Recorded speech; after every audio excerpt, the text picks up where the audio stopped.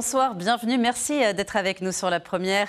À la une de l'actualité ce soir, des bons plans, mais aussi le piège des prix qui s'envolent. Une vente aux enchères a eu lieu ce matin à Papeete. Ambiance animée, on le verra dès le début de ce journal.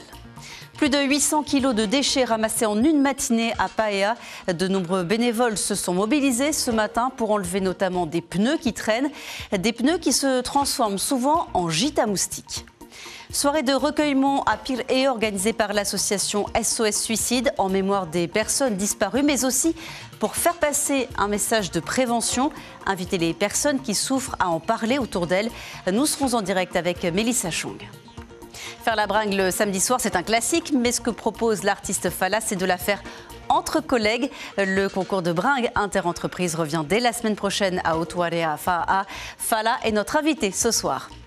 Et puis que diriez-vous de manger du poisson cru au lait de coco dans un croissant ou même de l'escargot à la vanille tahitienne? C'est ce que concocte en ce moment un chef néo-zélandais à Auckland, découverte dans quelques instants. Ils sont nombreux à avoir tenté leur chance aujourd'hui du côté de Tiperui. Une vente aux enchères a été organisée avec en jeu des produits issus de liquidation judiciaire ou encore de saisie des douanes. Le récit de Mélissa Chong et Dylan Fels. 400 000, une fois. Patrice affiche un large sourire. Quelques instants plus tôt, il a remporté ce véhicule aux enchères. Une grande première pour cet heureux propriétaire qui a su respecter son budget. Ça aurait coûté peut-être, je sais pas, 2 millions ou peut-être plus. Après, c'est au risque et péril. Hein. C'est pas chez un concessionnaire, il n'y a pas de garantie. Il faut prier et puis il faut espérer que ça marche bien, quoi. J'ai pris ce véhicule par rapport à mes enfants, ils ont eu un nouveau-né. Du coup, on avait un petit budget et c'était très intéressant pour nous. À l'intérieur, l'ambiance est animée, les petits papiers roses virevoltent dans l'air. Chapeaux, lunettes et décorations en bois attisent la convoitise des acheteurs, qu'ils soient particuliers ou professionnels. Ça reste raisonnable dans un premier temps, mais après on voit que ça s'envole et après c'est plus intéressant du tout. Parce qu'on fait quand on va voir le fournisseur, le prix hors taxe, c'est beaucoup plus intéressant que le surenchérissement. Tous les objets vendus aujourd'hui sont issus de liquidation judiciaire ou de saisie des douanes.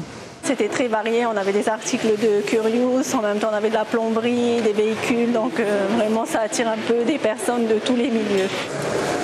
Au terme de cette matinée, seuls 15 lots sur 228 n'ont pas su trouver preneur. La commune de Paea a fait appel aux bénévoles aujourd'hui pour une grande opération de ramassage et de tri des déchets. Une ville plus propre, c'est aussi une ville plus saine. Les explications avec Tururu Guerra et Sandroli. Pas un déchet n'a été épargné. Des bords de route au quartier jusqu'aux plages, tout a été passé au peigne fin. Il y en a pas mal, des plastiques, notamment des bouteilles plastiques, des canettes, Hinano, et puis on retrouve des tôles, des pneus, et voilà. Donc ça fait beaucoup quand même. Au total, 853 kilos de déchets ont été collectés lors de cette deuxième mobilisation, dont 300 kilos recyclables.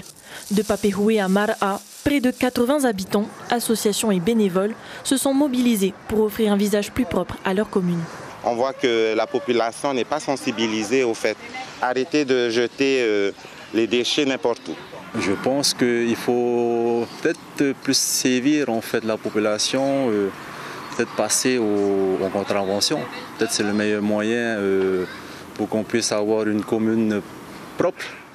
Certains déchets retiennent l'eau de pluie et deviennent des nids à moustiques. En parallèle du ramassage, une action de sensibilisation a été menée. Objectif, alerter sur les gîtes à moustiques et les risques liés à leur prolifération. Il y a beaucoup de circulation de chikungunya en ce moment et donc c'est le moment en fait de lancer une grande opération à travers des lâchers de moustiques mal stériles qui vont venir complémenter les actions. Le 14 octobre, Paea accueillera le premier lâcher de moustiques mal stériles. Chaque semaine, pendant 1 an, ces insectes inoffensifs pour l'homme seront relâchés pour réduire progressivement la population locale. Une opération inédite à Tahiti, testée jusque-là uniquement à Tetiaroa. Septembre rouge, opération de sensibilisation au cancer du sang. Aujourd'hui, une quarantaine de patients se sont retrouvés du côté de Pirée pour échanger sur les traitements, les risques de récidive et les possibilités de guérison. Les patients aimeraient qu'une association soit créée pour mieux les soutenir. Une deuxième rencontre entre des malades et le personnel médical est prévue au Faré Amazon le 25 septembre. Toutes les confessions religieuses sont réunies ce soir à Pirée pour une soirée écuménique organisée par l'association SOS Suicide. Mélissa Chong, vous êtes sur place avec Dylan Fels. 1 Corinthiens 6, oui, bonsoir Elodie. Alors vous pouvez le voir juste derrière moi, ces bougies ont été allumées en souvenir d'un proche ou d'un ami qui s'est suicidé. 5 confessions religieuses se sont rassemblées dans la prière et dans le chant ce soir à la mairie de Pirée. 1 minute de silence a été respectée en mémoire de tous ceux qui se sont donné la mort. L'association SOS Suicide a invité également ses membres à participer et à apporter des témoignages, mais aussi et surtout du soutien aux autres familles endeuillées. À travers son histoire, chacun souhaite lutter contre le suicide, entre consommation de drogue, maladie mentale ou encore problèmes personnels. Depuis le début de l'année, 1000 personnes ont fait appel à l'association SOS Suicide pour demander de l'aide. Mélissa Chong en direct de Pierre et avec Dylan Fels. Merci beaucoup. Ça faisait longtemps que DT n'avait pas ouvert ses portes au grand public. 3 sites étaient accessibles aujourd'hui. À la centrale thermique de Punaru, une quarantaine de visiteurs ont pu découvrir les installations de cette centrale qui a fourni l'an dernier 55% du mix énergétique de Tahiti. On apprend un petit peu le fonctionnement de toutes les sources de production d'électricité. Surtout qu'il y a beaucoup de sources différentes. Le public n'est pas vraiment au courant de tout ça. Hydroélectricité, énergie solaire, un stockage d'électricité sur batterie à la Punaru ici. On a visité la salle de commande et il doit se dispatcher toutes ces sources d'électricité. EDT a lancé cette opération journée porte ouverte sur 3 sites, à savoir à Itonui, donc dans le sud de l'île pour la partie solaire, à Maramanui pour la partie hydraulique et donc à la Punaru, ici à EDT, donc pour la partie thermique. Le but pour EDT est vraiment de faire découvrir au grand public nos installations, nos métiers et de leur expliquer comment est produite l'électricité. Quitter les écrans le temps d'une journée et s'initier au sport traditionnel. Défi relevé aujourd'hui au parc Veirei à Punauia. Près de 200 personnes ont participé à cette journée où sport et culture s'entremêlent. Mérénie Gamblin, Patrick Tinsing. 18 kilos à la force des bras, c'est un bon début et peut-être même que le futur champion de levée de pierre se cache parmi ces jeunes garçons. J'ai porté et c'était dur pour moi. Il faut de la force et il faut être confiant en lui. Et pour cause, au championnat, ce sont des pierres de plus de 100 kilos qu'il faut porter. Un savoir transmis par les anciens des Australes, mais difficile parfois de retenir l'attention des jeunes. Tu es obligé de monter un peu le son pour qu'ils écoutent. Sinon, ouais, j'ai envie de voir un atelier. Mais quand ils arrivent en France, alors, comment on fait déjà le lever de pierre? Lancez! Raté pour cette fois-ci, mais l'essentiel c'est d'apprendre. Les jeunes connaissent désormais le patiafa. Maîtriser cette discipline ancestrale des Tuamotu demande beaucoup de précision. Eh bien, on arrive au pas, j'étais dessus le coco. Tu as déjà fait ça? L'idée c'était de faire sortir toutes mes petites sœurs et mes cousines avec ma nièce, de les faire moins d'écran parce que le week-end elles sont acharnées sur les écrans. Avant les smartphones, ce jeu aussi réunissait des quartiers entiers. Mais les cerfs-volants n'ont pas disparu et l'esprit de compétition non plus. Ici, c'est concentration maximale pour fabriquer le pauma qui volera plus haut que tous les autres. Nos ancêtres pensaient en fait avant que le cerf-volant permettait en fait à nous, les êtres humains, de pouvoir communiquer avec les dieux. Donc il y a cette partie vraiment spirituelle. Et c'est tout ça en fait que j'ai envie de faire découvrir aux enfants, à la jeunesse d'aujourd'hui. Sans pile ni Wi-Fi, le temps d'une journée loin des écrans, ces enfants ont renoué avec leur culture pour la faire perdurer. La culture avec maintenant notre rendez-vous musical du samedi soir, Te Hono Rahua.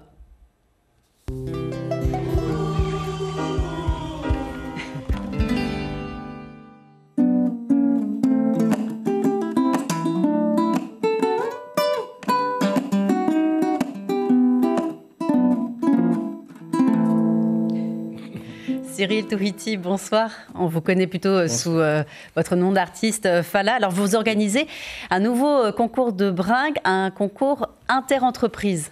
C'est ça. Le 20 septembre va débuter donc la première édition du concours inter-entreprise intitulé donc Hotu Araria. Donc il fait juste allusion au quartier qui est juste en bas. Et donc c'est là que ça va se passer. Il y aura 3 soirées. Les 2 premières soirées sont dédiées un petit peu aux phases primaires, préliminaires. Oui, c'est ça. Il y aura 8 entreprises en tout, 4 entreprises qui vont donc participer à la première sélection le 20 septembre et 4 autres pour le 11 octobre. On aura une demi-finale et une finale pour le 31 octobre. Alors quels sont les critères? Qui est dans le jury? Comment ça se passe? Simplement 4 musiciens chanteurs minimum et 12 maximum, qui peut avoir que des chanteurs pour la suite pour composer le groupe. Ensuite, il n'y a pas de règlement qui va venir, on va dire, très limiter l'ambiance. Il n'y a pas de chant imposé? Non, il n'y a pas de chant imposé, il n'y a pas de rythme imposé. Donc on laisse libre aux sociétés de venir donc, faire la bringue. Et qui est dans le jury alors? Nous avons donc 3 personnes. Harold Tahi, qui a fait partie de Tamri Atelier, qui a été le grand gagnant du Araria Tato, la première édition, ici sur Polynésie Première. Antoine Arakino, tout le monde connaît, artiste, compositeur, interprète, auteur. Et Pierre Tepa, qui lui aussi est arrivé donc artiste, auteur, compositeur, et qui connaît pas la chanson Nouyo, qui fait succès en ce moment. Alors, c'est un concours, mais c'est aussi la fête, puisque à la fin de chaque soirée, le public pourra aussi participer, faire la bringue. C'est ça. Au début, il y avait comme projet un concert, mais maintenant, on tourne autour de la bringue. Donc, de 18h à 20h30, ça sera le concours. Et au-delà, tout le monde pourra venir avec leur instrument, accompagner les collègues de boulot, les supporters, la totalité des personnes qui savent jouer. Même ceux qui ne savent pas, c'est le moment peut-être de voir... De tester, de découvrir. Et voilà, s'ils ont une vocation. Pourquoi avoir organisé ce concours? D'où vous est venue cette idée? Comme beaucoup me connaissent, je suis musicien, donc c'est quasiment mon deuxième métier. Et en faisant donc les départs à la retraite, même ici, on en a fait des animations. Donc après ça, on a fait la 2e édition du Araria Tato, c'est Polynésie Première. Je me suis dit il fallait continuer en fait. Mais si on le fait dans le sport, des concours inter-entreprises, pourquoi pas dans la musique? C'est pour renforcer aussi la convivialité entre collègues? Voilà. Donc, et c'est pourquoi je demande à tous les chefs d'entreprise, si vous savez que vous avez vos employés qui viennent sur place à Hotu Araria, venez avec eux, on vous laisse 3 minutes, venez partager leur passion. Voilà, dans vos entreprises, il y a toujours une dream team pour la fin d'année, pour un anniversaire ou autre. Et vous avez l'impression que la bringue, c'est toujours aussi populaire parmi les familles, parmi les jeunes? Ils continuent à faire la bringue chaque week-end? Maintenant, oui. Maintenant, c'est plus reconnu. À l'époque, la bringue, on ne pouvait pas vivre autant de ça. Niveau tarif, pour les restos, etc., c'était pas fameux. Maintenant, on peut y vivre. Donc moi, j'ai pris dispo, je vis de la bringue, je vis de la musique actuellement. Donc c'est faisable. Donc ça veut dire que vous avez encore d'autres projets après? Vous allez lancer encore d'autres concours, aller dans les îles peut-être? Oui, c'est ça. Donc sur Eatea, Bora Bora, là je descends sur Fakarava en fin novembre et pourquoi pas Fignoler ensuite sur Anguiroa. Donc ça sera bien. Plein de belles choses à venir. Merci beaucoup Fala. On vous retrouve à la fin de ce journal pour lancer la bringue de ce soir. À tout à l'heure.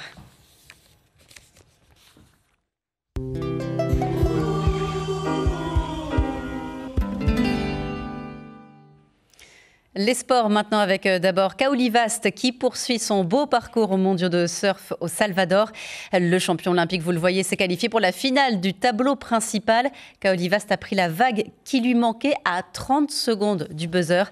Encore un tour à passer pour accéder à la grande finale demain. Tous les détails sont sur notre site internet. 55 cyclistes sur la ligne de départ demain du Tour Tahiti Nui avec d'abord un contre-la-montre à Hitia à partir de 8h30. Parmi les coureurs engagés, 2 femmes exceptionnellement cette année, mais aussi des Américains, des Calédoniens, un Martiniquais et bien sûr des locaux. Les espoirs tahitiens reposent notamment sur Talouya Kreiner. Tout est prêt pour demain et vous avez vu la présentation des équipes étrangères et nationales. Il y a du niveau, il y a du palmarès, et donc tout est bon à prendre pour nos coureurs locaux, parce qu'il y a du level, du high level même, comme on dit, et là, je pense que le niveau va être très très haut, et à nos coureurs locaux à se surpasser, et je pense à nos coureurs comme Tarouya Krener, Kahiri, Ndeler, qui peuvent tirer leur épingle du jeu. Le sport à l'école, cette fois à Walpole, le collège a organisé hier sa traditionnelle journée du sport scolaire. Près de 180 élèves réunis pour faire du football, du volleyball, mais aussi du crossfit, discipline qui a eu beaucoup de succès. Et comme nous l'explique Aratei Jamé, professeur d'EPS, au micro de notre correspondant Lionel Teha-Moana, la journée avait un double objectif. L'objectif principal, c'est de déjà faire un événement sportif. Ensuite, c'est quand même une journée cohésion pour tout le collège, que ce soit les élèves, les professeurs, parce qu'il n'y a pas que les professeurs d'EPS qui travaillent, il y a aussi les collègues, il y a toute l'équipe éducative qui est en collaboration. En Nouvelle-Zélande, la promotion de Tahiti se fait aussi dans les assiettes. Un chef cuisinier d'Auckland a été invité à découvrir les spécialités du Fénois par Tahiti Tourisme. Il s'en est inspiré pour concocter un menu spécial. Découverte signée Matei Toutave. Le chef Michael Meredith est cuisinier depuis son plus jeune âge. Né à Samoa, il affectionne tout particulièrement la cuisine préparée à base de produits des îles. Ce mois-ci, il fait honneur au Fénois où il a passé une semaine pour rencontrer des passionnés de cuisine locale. C'est une sacrée aventure. J'ai grandi à Samoa. Il y a des similarités entre la nourriture et les recettes que je vois. Mais à Tahiti, il y a l'influence de la culture française et de la culture chinoise, ce qui fait de la gastronomie une nourriture différente au sein de la culture du Pacifique. Vous trouverez ainsi du croissant avec du poisson cuit au lait de coco, des crevettes et de l'escargot à la vanille tahitienne ou encore des crevettes au mitihoué revisitées. Pour ce couple de Reiatea venu exprès pour soutenir le chef Michael, la surprise est de taille. Quand tu vois déjà le menu 4 clous de poisson cru dans un restaurant 5 étoiles, tu te dis, on a vraiment, il faut le faire, il faut aller goûter quoi. Et puis on n'est pas déçus, on retrouve en fait nos saveurs, mais mélangées, il a fait à sa sauce soya. Un menu éphémère qui fera la promotion de Tahiti et de ses îles auprès des médias locaux et agences de voyage spécialisées. La Nouvelle-Zélande est le 3e marché touristique de Polynésie. Et ce soir, on rencontre les tour opérateurs et les MICE operators qui justement ont tout intérêt aussi à s'inspirer et se laisser porter par un voyage vers Tahiti et ses îles dans leur assiette pour commencer. Le chef Meredith a le vent en poupe puisque le Metita a été élu meilleur restaurant de l'année parmi les mieux cotés de la ville d'Auckland. Une métropole qui se distingue de plus en plus chez les amateurs de gastronomie. Et bon appétit si vous êtes à table. Voilà, c'est la fin de ce journal dans lequel on a assisté à la vente aux enchères de ce matin à Papeete. Des voitures à petit prix, mais aussi parfois des articles de curios plus chers que chez les fournisseurs. Les amateurs ont tenté leur chance avec plus ou moins de réussite. On se quitte comme promis en musique, c'est l'heure de la bringue avec Fala. Excellente soirée à tous et à demain. Après toi, je n'aurai plus d'amour. Après toi, mon cœur sera fermé pour toujours. Après toi, je n'aurai plus d'amour. Après toi, mon cœur sera fermé pour toujours. Ici-bas, rien ne m'attire que ton sourire. Ici-bas, rien ne m'aime que tes beaux yeux. Si doux, car c'est à toi qu'appartient son retour. Après toi, mon cœur sera fermé pour toujours. Après toi, mon cœur sera fermé pour toujours.